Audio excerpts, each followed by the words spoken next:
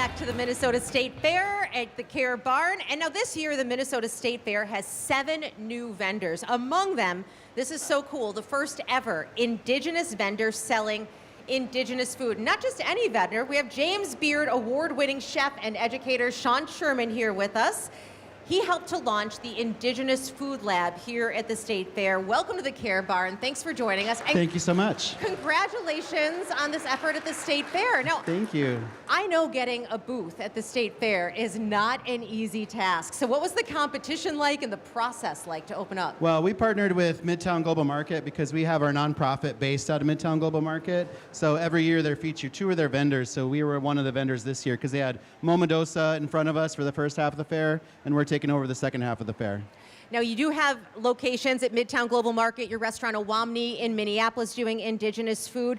Talk about your mission and your vision and why this is so important to both Native and non-Native communities. Absolutely, because I've been a chef for quite a long time, and quite a few years into my chef career, I realized the complete absence of Native American or Indigenous anything. You know, there were no Native restaurants anywhere. You could go into a city and find food from all over the world, just not food from where we were standing. And I grew up on a tribal community in South Dakota called Pine Ridge Indian Reservation. So I'm enrolled with the Oglala Lakota Sioux tribe. And it seemed crazy that there was just no Native food, so it sent me on a mission to try and understand what modern Native American foods were. Could we have a modern day restaurant showcasing and featuring all these amazing products with wild foods and native heirloom varietals of corns and beans and squash and all sorts of wild game? And, you know, and we pulled it off. Yeah, speaking of that, what did you bring? This is a sample of what you have here at the fair. Yeah, so we have a very simple dish. So we're in the International Bazaar, even though we're not international and we're not bizarre, but we are featuring this basically wild rice grain bowl. And you can either get bison meatballs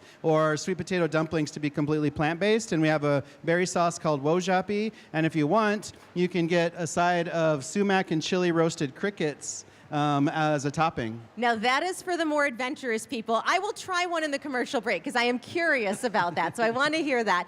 What has the response been so far here at the fair? Oh, we've been slammed. So we kind of expected it because we do get a lot of attention, but we're just really excited to be able to feature Native food products, have something that's actually healthy, because everything we do is gluten-free, dairy-free, sugar-free, soy-free, pork-free, you know, and it's just really healthy, really good food. And all of this product is being bought from Indigenous producers, so all this money that we're moving through is going right to those producers.